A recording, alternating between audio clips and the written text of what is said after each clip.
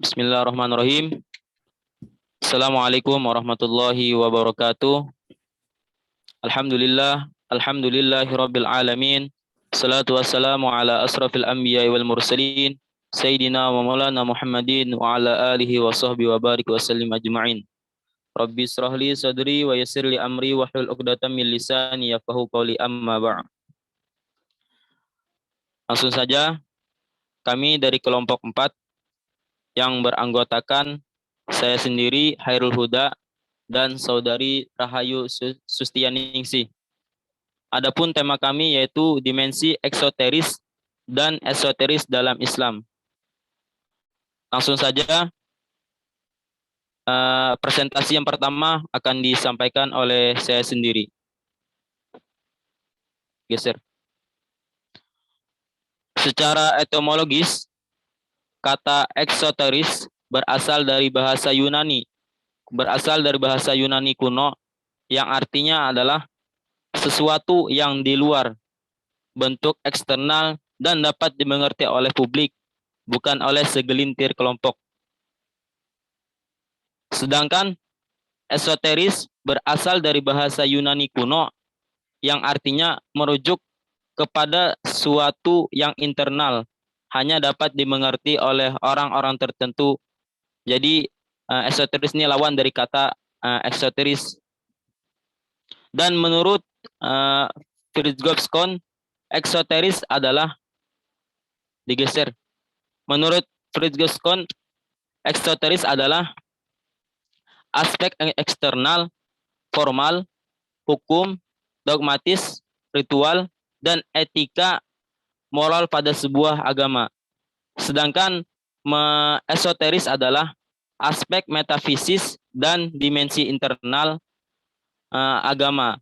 Dalam penjelasan Fridtjof, kategori ini menempatkan Tuhan dipersepsikan sebagai pencipta dan pembuat hukum, bukan Tuhan sebagai esensi, karena eksoterisme berada di dalam maya yang relatif dan dalam hubungannya dengan asma. Menurut Skon, pandangan eksoteris bukan saja benar dan sah, bahkan juga keharusan mutlak bagi keselamatan. Ini saja yang bisa saya sampaikan. Selanjutnya akan disampaikan oleh saudari Rahayu.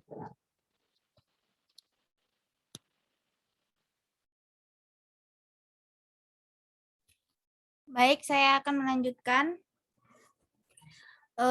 Ajaran esoterisme meliputi 2 ajaran dasar, yaitu tentang kesatuan transenden wujud atau wahda al-wujud, dan manusia universal atau manusia sempurna yang disebut dengan al-insan al-kamil.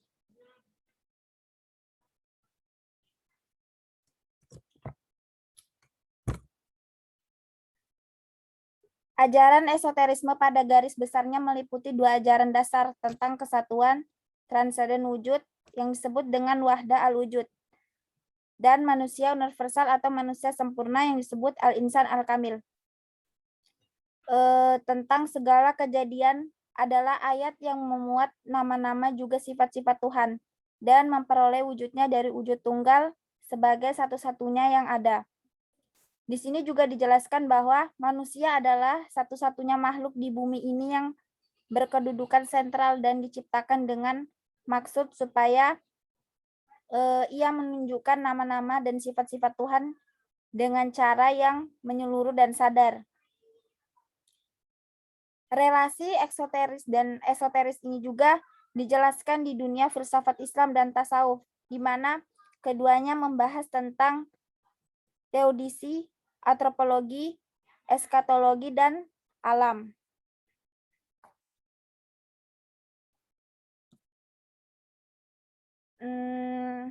Teodisi sendiri menyangkut kenyataan bahwa Allah itu ada, kekal, maha kuasa, tunggal, pencipta langit dan bumi, pengasih, dan maha tahu. Sedangkan antropologi lebih membahas tentang kenyataan bahwa manusia ini diciptakan oleh Allah langsung. Adam dan Hawa telah membangkang, tetapi dosanya tidak akan temurun kepada anak turun mereka masing-masing. Jiwa bertanggung jawab atas perbuatannya sendiri. Sedangkan eskatologi ini menyangkut kenyataan bahwa manusia di atas bumi adalah pengembara.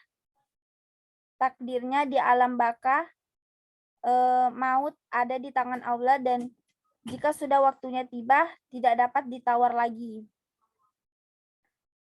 Filsafat Islam yang teoretis juga menggabungkan antara unsur agama dan akal, di mana secara historis filsafat Islam ini adalah hasil pertemuan umat Islam dengan filsafat Yunani di Baghdad pada masa pemerintahan Khalifah Ma'mun pada abad ke-9.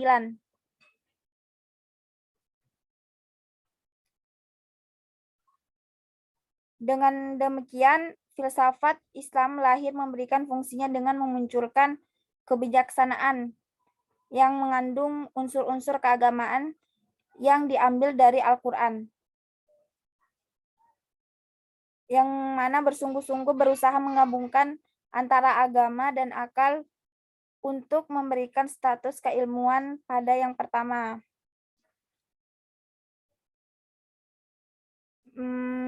Yang mana menerapkan struktur filsafat Yunani pada prinsip-prinsip agama, dan dengan demikian juga memberikan gema keagamaan pada filsafat Yunani.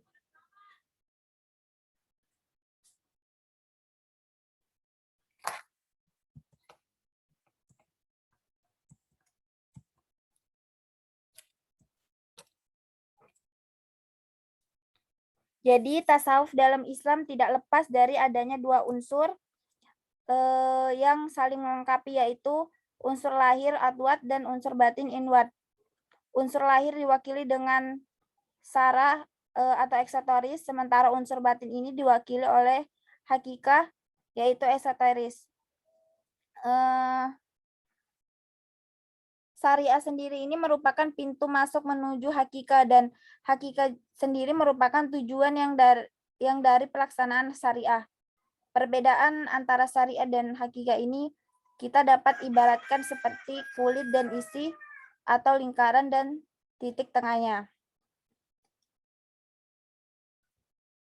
Dengan demikian, kajian filsafat Islam dan tasawuf ini sama-sama berupaya menggabungkan dualisme antara eksoteris dan esoteris untuk mengantarkan manusia memahami keberadaan Allah, sehingga manusia ini mau melakukan kebaikan dan meninggalkan keburukan.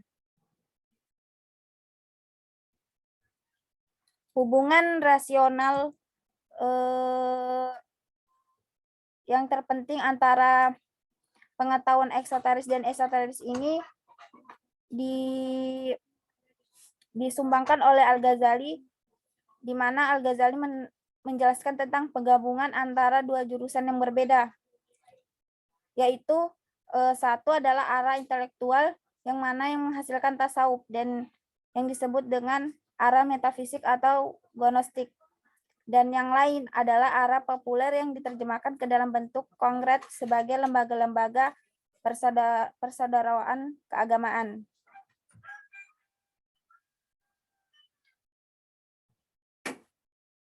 Jadi di atas dijelaskan hubungan relasional antara eksoteris dan esoteris ini, kita dapat pahami bahwa semua ilmu itu memiliki sifat dasar yang sama, yaitu terdiri dari aspek luaran dan dalaman.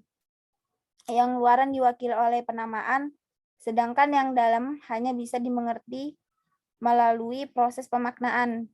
Pendek kata, dua aspek itu diwakili oleh dua kata, yaitu aspek luaran dan makna aspek dalaman. Cukup sekian penjelasan dari saya. Saya kembalikan kepada Saudara Yuda.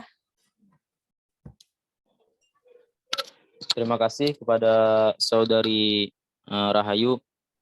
Ya, mungkin ini saja paparan dari kelompok kami. Kurang lebihnya mohon maaf.